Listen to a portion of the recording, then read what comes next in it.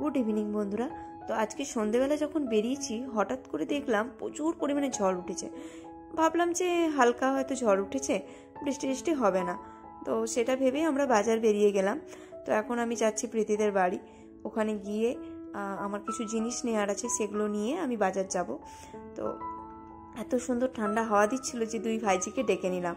এই যে ভাই আর দুই ভাইজি বাইরে বেরিয়ে এসছে। ওরা যেহেতু ঘরের মধ্যে ছিল তাই ওরা বুঝতে পারেনি যে এত সুন্দর ঝড় উঠেছে আর এত সুন্দর ঠান্ডা একটা বাতাস দিচ্ছিল।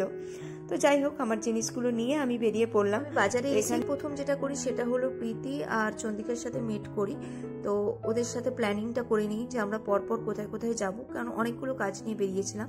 তো সেই মতোই আমরা প্রথম ঠিক করি যে আমরা জুয়েলারি শপিংয়ে যাব।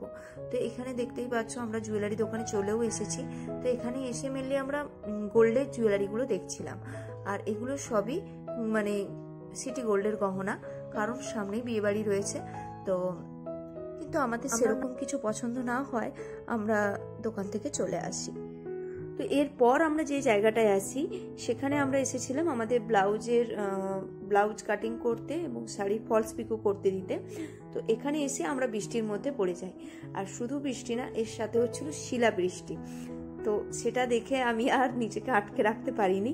তো আমি প্রীতিকে বললাম, ক্যামেরাটা ধর, আমি বৃষ্টি কতগুলো মানে শিলা তুলে নিয়ে আসি। তো ছোট ছোট কয়েকটা শিলা আমি তুলে নিয়ে এসেছিলাম, তার মধ্যে কতগুলো গলে গেছে। আর এই একটি মানে যেটা একটু বড় ছিল সেটাই প্রীতিকে দেখাচ্ছিলাম। প্রীতিও ক্যামেরা করছিল, দেখাচ্ছিল যে হ্যাঁ প্রথম আমাদের এখানে শিলা বৃষ্টি।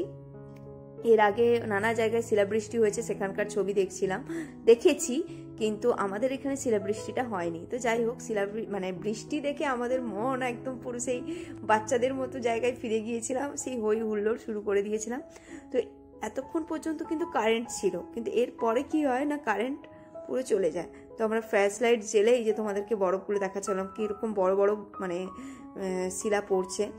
তো যাই হোক, এরপর যেটা হয়, যেটা আমরা আনএক্সপেক্টেড ছিল, কারণ আমরা ভেবেছিলাম বৃষ্টি থেমে গেলে আমরা চলে আসব। তো বৃষ্টি থেমেও গিয়েছিল, কিন্তু এখানের যে অবস্থাটা, মানে এইখান থেকে আমরা যে বাড়ি যাব, তো সেই রাস্তাটা এতটা পরিমাণে বাজে অবস্থায় হয়ে গিয়েছিল যে বলে বোঝাতে পারবো না। তো সামান্য একটু বৃষ্টি হয়েছে, কিন্তু ওদিকে ড্রেন সিস্টেমটা এতটা বাজে ছিল যে ড্রেনের জল পুরো উপচে এদিকে মানে রাস্তার উপর দিয়ে যাচ্ছিল গোটা, মানে এতটা মানে দুর্গন্ধ এবং এত পরিমাণে ড্রেনের জল যাচ্ছিল যে পুরো আমাদের ওইদিকে গাড়িটা রয়েছে দেখতে পাচ্ছ, তা চারপাশে এরকম করে পুরো গাড়ি করে জলগুলো ছিটিয়ে ছিটিয়ে যাচ্ছিল। তো যাই হোক, এই সব পরিস্থিতি পেরিয়ে আমরা বাড়ি আসি। আর এসেই দেখতে পাচ্ছ মিকাই ওখানে বসেছিল, ওকে ডাকলাম, ওর কিন্তু খাওয়া দাওয়া হয়ে গেছে। তো ওকে খাওয়া দাওয়া হয়ে গেছে, ওকে শুতেই বলছিলাম যে তুমি শুয়ে পড়ো। হ্যাঁ, কিন্তু না, ও ভাবছে আমি যেহেতু বাজার থেকে এসেছি যে ওর জন্য কিছু নিয়ে এসেছি। তা আমি বলছি না, আমি কিছু নিয়ে আসিনি। তো চলো আজকের মতো গুড নাইট। তো চলো বন্ধুরা, আজকের মতো ব্লগটা এখানেই শেষ করলাম। খুব ছোট্ট একটা ব্লগ।